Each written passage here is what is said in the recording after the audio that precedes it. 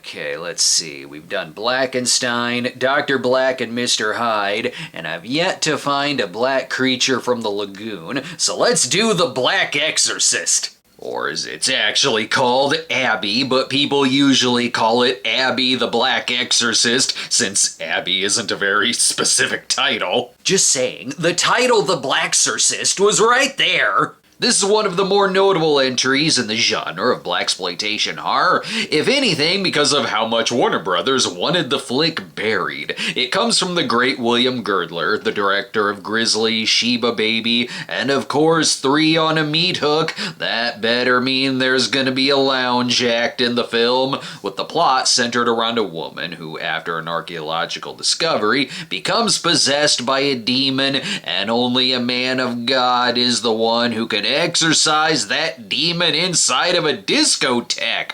Dr. Black and Mr. Hyde may have been from the director of Blackula, but this one actually has William Marshall in it, Blackula himself. So the demonic possession plot and the fact that it came out in 1974, 1 year after The Exorcist, that made Warner Brothers be like, hey, wait a minute, that's a little like our movie. Even William Girdler said, well, yeah, it's riding off the coattails of The Exorcist. So American International Pictures was sued by Warner, in which a settlement was eventually released, but the movie was pulled from theaters, even though it had already turned in a pretty good profit at that point. Unfortunately, though, the director never saw any of that profit because of the lawsuit, and it made circulation of the film pretty rare, aside from some bootleg VHS tapes, as well as DVD releases taken from not-so-great quality prints. That's okay, I like my exploitation films looking as dirty as the spider web-filled basement I'm watching them in. Now time to watch a possession film with even funkier beats than the trailer for Exorcist 2: The Heretic. I'm watching my video.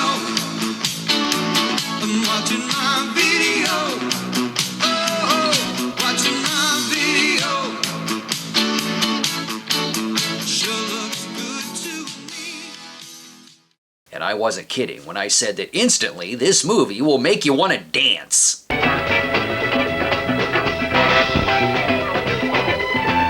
Good lord, why does it look like I'm watching a family-friendly snuff film? This doesn't look like evidence in a copyright trial. It looks like evidence in a murder trial, with the fantastic presence of William Marshall as the Reverend Dr. Williams having a picnic with his students. Oh, it's already made out, Rhodey, but my substitute is going to have to proctor it for you next week. No substitute for you, Dr. Williams. You're the real thing.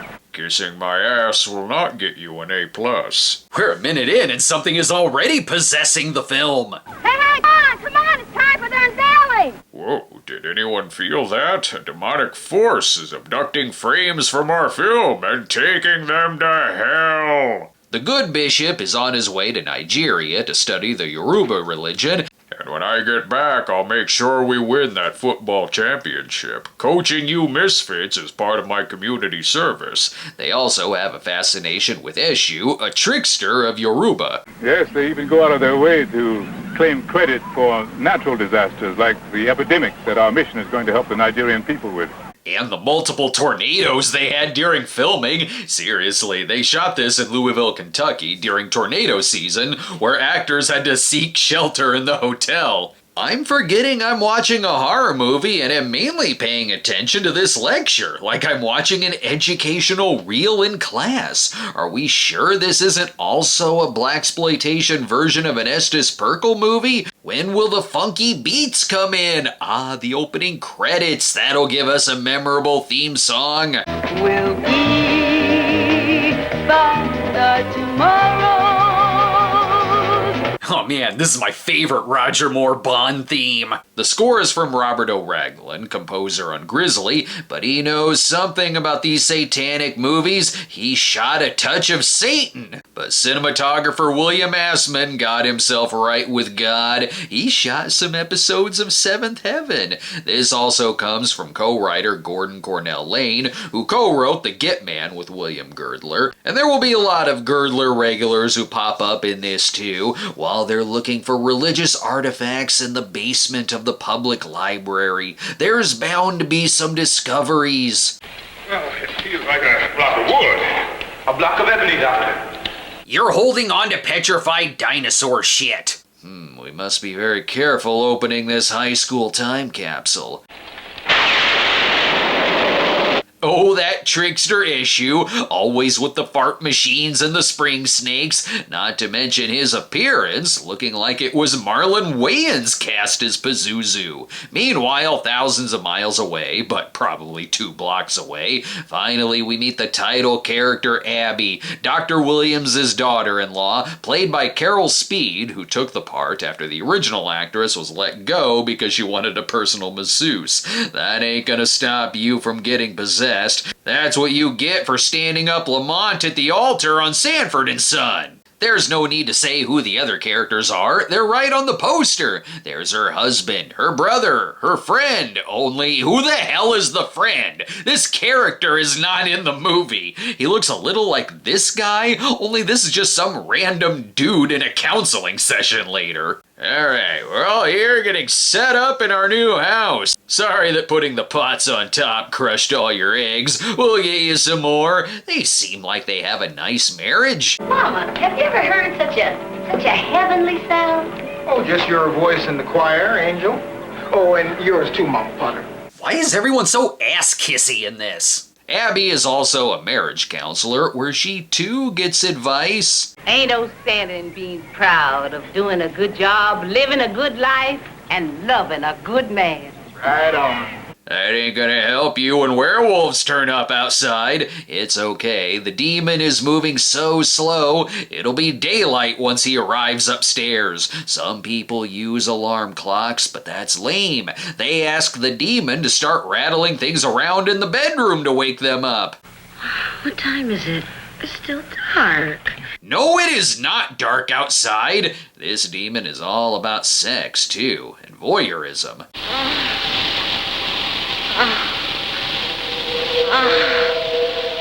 I take it the sex last night was not satisfying. That's why she needs Sasquatch from the Geek to give her a proper orgasm. But anyway, well, that was weird. No time to think about that. I've got laundry to do. Emmett? Yeah, I'm up here. You just stay down there until you remember to include a dryer sheet. And make sure you close the door to the dryer. The air will just blow right out. There, I think you figured it out. Come upstairs. We got a special guest for dinner. Her brother is Austin Stoker of Assault on Precinct 13. I get the point that they have a loving family. It's all they ever talk about. To my loving family and our new home. However, you should probably stop picking up the cheap glasses from the store. Once again, whoop, that was weird. Let's just pretend like that didn't happen. Is it time to cut the dessert? I think it is. What have I told you? Don't sexually fondle the chicken dinner until tomorrow. What are you doing? Oh my God! I'm glad you called, sir. I've got a couple prescriptions for you. 3 doses of the power of Christ should cure that possession. Has she been depressed lately? Acting peculiar? Anything? Oh, this is just an accident. Strange accident. See, she's fine. There's no need to get upset, sugar. We washed all your blood off that dinner and it'll be good for tomorrow. That's nothing that getting your ass to church can't solve. This movie feels this close to having Medea show up. It doesn't stop for a lounge act in the middle of it. It stops for some gospel, where she sings My Soul is a Witness, written and performed by Carol Speed herself. My soul stops dying and praying for my Lord. God, is this almost over? I just want to go home and watch the game. Just saying, this movie should have been one of the Medea Halloween movies. Wait a minute, Colonel Ty from Battlestar Galactica? Okay, now I really do feel safe in this church.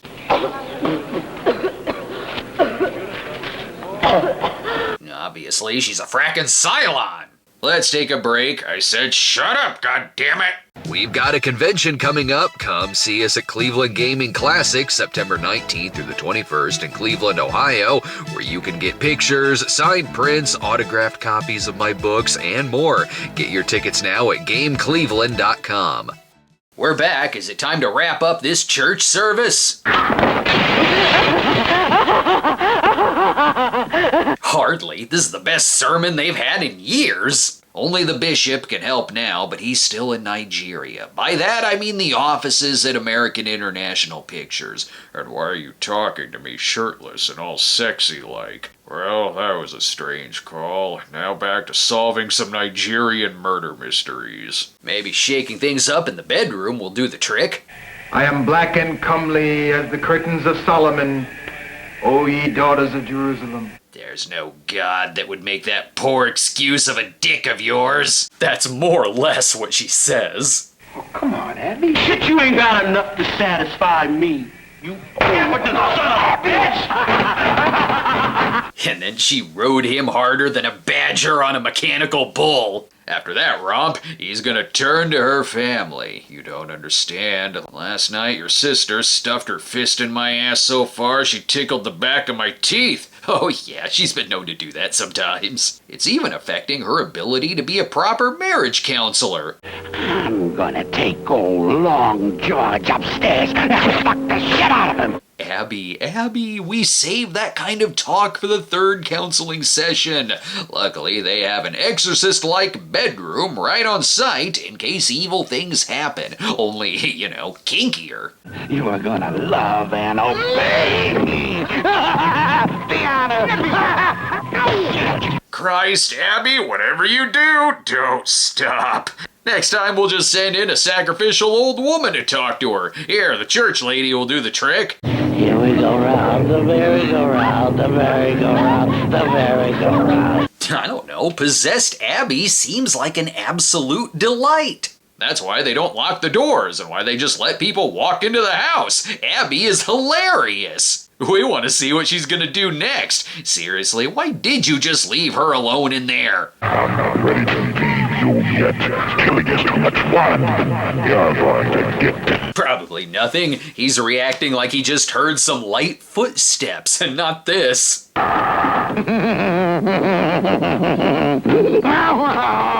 Good. You're back to your usual self. I love how the police are baffled. It's all very unusual. Why, she did die of a heart attack. There's no doubt about that, but what caused it? Oh yeah, gee, I wonder what killed her. Can we get another doctor in here? I'm afraid your wife's problem is how do I feel? Okay, bye. Guess that's the end of that conversation. No follow-up questions. Just get William Marshall. Hello, Emmett. I'm glad you put a shirt on. That last call was making me uncomfortable. Now what's wrong? She may have killed someone. Hang on, Emmett. The Lord is outside. I can see his lightning. I'll ask him about this. Never mind, I think he's inside. Why is there lightning inside? And for the love of God, turn your damn fan off. This is why I don't like working outside the country. Anyways, now we're doing the hospital scenes from The Exorcist. It's pretty much shot the same way. Although what she really needs is that special serum from Dr. Black and Mr. Hyde. It'll still have some monstrous side effects, but your liver will be in good shape. They'd like that advice better than this doctor. My suggestion would be to see Dr. Petty, our staff psychiatrist. My child doesn't need a psychiatrist. I think she does need a psychiatrist. Look at this. Once the nurse is out of the room, she's up to her old tricks. I want to thank you for calling that motherfucking father of yours. Hey, you call him Dad. I've got a hunch William Marshall is getting closer.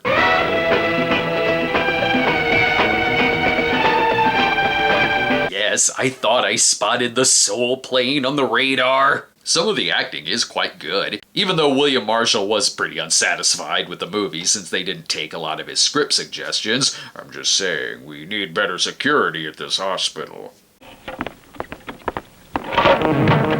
Jesus, lady! See, now she's just being rude. This is usually what our patients are like when they're ready to leave. Wait, guys, wait! Why are we chasing her? Let's just let the bitch leave!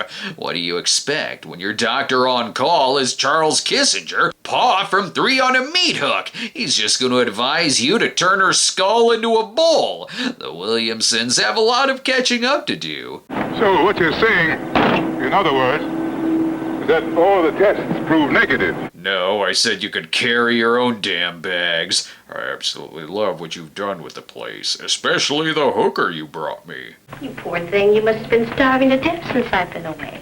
Well, I see we're skipping right to dessert. You're sitting awfully close to me, Abby. Your husband is right there. You're getting close to crossing the line. Now that's enough!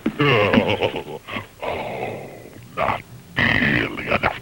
Let the cartoons begin! I think this movie may break even more furniture than in The Exorcist. And I'll just lay down here the rest of the scene. You seem to have this covered. You know what? Everything seems normal to me, son. If you don't mind, I'm gonna head back to Nigeria. It was much quieter there, and we didn't have to move the furniture back every evening. And I could really do without the earthquakes. I appeal to the majesty of the golden Damn it, Dad, that's on you! I like where Emmett's head's at. I'm sorry, lady, it's an emergency. No! What are you doing? No! What are you doing? He's gonna save Abby via Grand Theft Auto rules. People are so concerned with Abby being possessed and Emmett stealing cars, they're not recognizing the greater threat of obvious ADR and awkward cutting. All around this house. And they have to be eliminated tonight, or she'll die. Meanwhile, on tonight's episode of The Rockford Files, there's gotta be a lounge around here somewhere for me to pull over and kill time watching a show. I've seen these movies. We put on a musical or a comedy act and the monster will show up. I love that her powers are so great, she knows what phone booth he's gonna be in. Time for Abby to live. Crypt Keeper, is that you? What have you done with my wife? I'm still all into William Marshall's lectures. He talks about demons using the power of sexuality to destroy their enemies, and when he expelled Eshu, the demon wanted to get back at the doctor by possessing Abby. Too bad it's interrupted by a frantic Emmett. There was a sound of dance music. Maybe a bar or... A bar? What would she be doing in a bar? Abby doesn't drink. Oh, right. My bad. Must be some other demon-possessed woman. They are ready to take on Abby. Want to come along? No, I'd better be alone to prepare. You're just gonna take a damn nap, aren't you? And see, what did I tell you? You go somewhere where there's funky music, disco balls, and hot drunken 3 a.m. dancing, you're gonna find your villain in a 70s exploitation movie. Yeah, I'm digging these vibes. I'd let her mother suck my cock in hell. You said it! Are you as good in bed as you are in church? If you don't treat her nice, she'll baptize you on ice, baby! Now to find the biggest loser in this place. I want to apologize about the other day. I just don't know what got into me. Yeah, I'm just here to draw on the napkins. Wow, wait till the guys at Radio Shack hear about this. Oh boy, I caught me a fresh woman. Is it too soon to introduce you to my mother? Seriously, she takes him to a secluded place and gives him the night of his life. He even knows she's married too. He's not my husband. Why did you do that? 'Cause I damn well felt like it. Huh, we're still gonna cuddle, right? Damn, that sex was so good, they lit up the entire carton of cigarettes to smoke afterwards. Let's take another break. We need some extra prayers to wipe the debauchery from this town. Special thanks to our voters on Patreon for picking this one. A Night in Heaven was no match for the fires of hell. Abby even won a face-off against TNT Jackson, because to not choose Black Exorcist means you've missed the theme of the summer. Apparently so. Contribute now at patreon.com/the Cinema Snob. We're back, and sorry, wild goose chase. Turns out there was no PBR in there. They really should take down that sign behind us. I'm not really watching a horror movie anymore. Now we're just cruising the bar scene. Is it last call or something? Looks like they're about to sober up. Oh God, you're who I was dancing with all night? Who is Abby picked up now? Well, thank you, my little chickadee. You must come up and see my courier knife sometime. Okay, even the demon wants to go home alone and sleep it off. You're far too annoying for me to have demonic sex with. Maybe our heroes are having better luck cruising around.